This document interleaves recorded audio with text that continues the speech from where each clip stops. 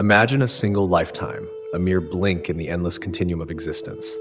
Yet in this fleeting span, every thought, every word, every action we choose leaves an imprint so profound it resonates beyond death itself.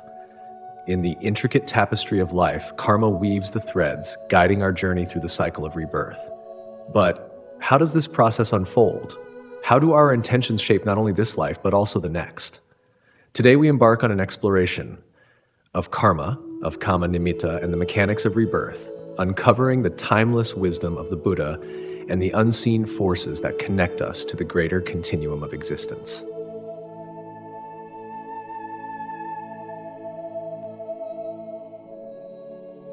How rebirth takes place. The pile of bones of one man who has alone one aeon lived would make a mountain's height, so said the mighty seer, Idivuttaka. At the critical stage of dying, according to Abhidhamma philosophy, a kamma nimitta, or a gati nimitta is presented to the individual. Let us begin by exploring the significance of these elements and their role in shaping the continuation of existence. The role of kamma at death. Kamma refers to some good or bad act performed during the person's lifetime or immediately before the moment of death. It may also refer to a good or bad thought.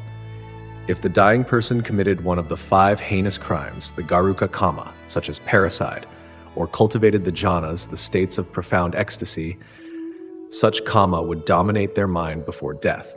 These are so powerful that they eclipse all other actions and appear vividly before the mind's eye. If no such weighty action has occurred, the object of the dying thought process may be a kamma performed shortly before death, known as asana kamma, or death proximate kamma. When no such weighty actions dominate, the object of the dying thought process may focus on asana kamma, a significant act performed shortly before death. If this is absent, habitual good or bad acts, known as asina kamma, may become the focus. Examples include healing the sick for a physician, teaching the Dhamma for a pious bhikkhu, or stealing for a thief. Failing all these, even trivial good or bad acts, the kathata kamma may become the object of the dying thought process. But kamma alone does not determine the object of the dying thought. Let us now turn to the concept of kamma nimitta, which provides a symbolic representation of the actions performed. Kamma nimitta and gati nimitta. Kamma nimitta, the symbol of action, refers to a mental reproduction of a predominant sight, sound, smell, taste, touch, or idea arising during an important activity, good or bad. For instance, a butcher may see knives, while a devotee may visualize their object of worship. Yet beyond symbols of past actions, there also appear glimpses of what is to come. These are represented by gati nimitta. Gati nimitta, the symbol of destiny, represents a symbol of the individual's future place of rebirth. These symbols often evoke joy or despair. Such visions may include fire, forests, mountainous regions, a mother's womb, or celestial mansions. If the signs are negative, efforts can sometimes be made to guide the thoughts of the dying individual positively. With this understanding of symbols, we are now prepared to delve into the mechanics of the dying process and how it shapes the continuity of existence. The mechanics of rebirth. When the object of the dying thought process is a kamma symbol, or a symbol of destiny, the bhavanga consciousness is interrupted, vibrates for a thought moment, and ceases. Following this, the mind door consciousness, the manodvaravajana, arises and ceases. This marks the crucial transition where the jhana process begins. At this critical juncture, the jhana process occurs, running for only 5 thought moments instead of the usual 7 due to its weakened state. Its primary function is to regulate the new existence, the abhinavakarana, rather than to reproduce. Because the object is desirable, the consciousness experienced is moral. The tatalambana consciousness, which registers or identifies the object for 2 thought moments, may or may not follow. Subsequently, the kutasiddha, the death consciousness, arises, marking the last thought moment of this life. There is often a misconception that the final death consciousness alone determines rebirth. The Buddha's teachings clarify that it is the jhana process that plays the decisive role. At the moment of death, Siddhaja and Aharaja material qualities cease, leaving only Uttuja, the heat-borne material qualities, until the body disintegrates. Simultaneously, rebirth consciousness arises alongside the body Dekex Decad and Base Decad, the Kayabhavatadasaka. This interconnected process highlights how material and immaterial aspects of existence are inseparably linked during the transition from one life to the next. The role of kamma in determining sex. According to Buddhism, sex is determined at the moment of conception and is conditioned by kamma, not by a random combination of sperm and ovum cells. This insight reflects the profound influence of kamma on even the biological aspects of existence, illustrating that life's details are not left to chance, but are shaped by intentional actions. Continuity of consciousness. The passing away of consciousness from the past life gives rise to new consciousness in the subsequent life. However, nothing unchanging or permanent is transmitted from one life to the next. Just as a wheel touches the ground at only one point at a time, we exist solely for one thought moment. Life is an ever-changing process, and each present moment slips irrevocably into the past. Each momentary consciousness, upon ceasing, transmits its entire energy and recorded impressions to the subsequent moment of consciousness. Thus, every fresh consciousness arises as a product of its predecessors while adding something new. This dynamic process demonstrates that life is a continuum of impermanent events. At every moment, the consciousness that arises carries the legacy of the past, while creating the conditions for the future. At death, consciousness perishes, just as it does at every moment, only to give rise to another in the process of rebirth. This renewed consciousness inherits all past experiences. Since all impressions are indelibly recorded in the ever-changing palimpsest-like mind, and all potentialities are carried forward from life to life, recollection of past births or events is possible. How is this possible if memory is often thought to reside in the brain? Let us delve deeper into the unique perspective offered by Buddhism. If memory depended solely on brain cells, such recollections would be impossible.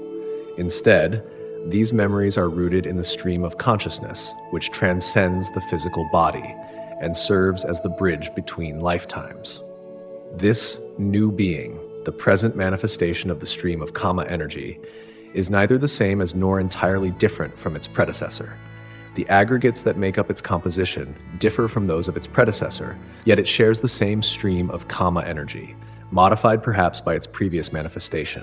It is now making its presence known in the sense-perceptible world as a new being. This teaching reveals the profound balance between continuity and change. While the being carries forward its karmic energy, it is not a mere replication of its past. The moment of death. Death, according to Buddhism, signifies the cessation of the psychophysical life of an individual existence. It involves the cessation of vitality, the ayu, psychic and physical life, the jivatindriya, heat, the usma, and consciousness, the vijnana. However, death is not the complete annihilation of a being. While the lifespan ends, the force that sustained it remains. Just as an electric bulb may break and its light extinguish, the current persists and may produce light in another bulb. Similarly, the kammic force remains unaffected by the disintegration of the physical body. It continues as the sustaining energy for the arising of new life. This interconnected process reminds us that the cessation of one existence is but the beginning of another, guided by the imprints left by our actions and intentions. Instantaneous rebirth. Rebirth occurs immediately, irrespective of the place of birth, akin to how an electromagnetic wave is instantly reproduced in a receiving radio. This immediacy might seem puzzling, but the Buddha's teachings clarify the seamless nature of this transition. Pure Buddhism does not support the belief in an intermediate state, the antarabhava, where the spirit of the deceased temporarily resides before finding a new existence. This concept is well illustrated in the Milinda Panya. King Milinda asked, "Venerable Nagasena, if someone dies here and is reborn in the world of Brahma, and another dies here and is reborn in Kashmir, which of them would arrive first?" Nagasena replied, "They would arrive at the same time, O king." What do you think, O king? Suppose two birds were flying in the air and landed at the same time, one on a high tree and the other on a low tree. Which bird's shadow would touch the earth first? Both shadows would touch the earth at the same time, Venerable Sir. This analogy highlights the instantaneous nature of rebirth, showing that no delay occurs regardless of the realm or location of the next existence. The readiness for rebirth. The question might arise, are the sperm and ovum cells always ready, waiting to take up the rebirth thought? According to Buddhism, living beings are infinite as are world systems. Earth is not the only habitable plane, nor is an impregnated ovum the sole route to rebirth. Just as a point on the ground is always ready to receive a falling stone, so too is there always a locus ready to accommodate the stream of kamma energy. This perspective expands our understanding of life, emphasizing its boundless continuity and the ever-present readiness of conditions for rebirth. In the ceaseless cycle of life and death, the teachings of the Buddha remind us that every thought, every word, every deed carries immense significance. The stream of consciousness, ever-changing yet unbroken, serves as both a witness and a vehicle for the karmic energy we create.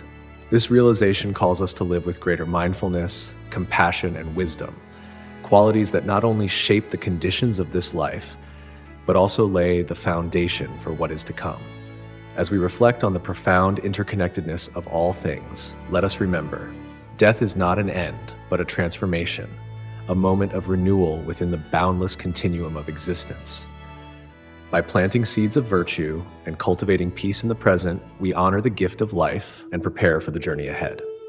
The choices we make today ripple across lifetimes, offering us the opportunity to transcend suffering and find liberation. Let this be our guiding light as we navigate the ever-turning wheel of samsara. If you found value in this discussion and want to continue exploring the depth and wisdom of Buddhism, don't forget to like this video, subscribe to Cultivating Buddhism, and share your thoughts in the comments. May the teachings of the Buddha bring you peace and guide you on your path to enlightenment.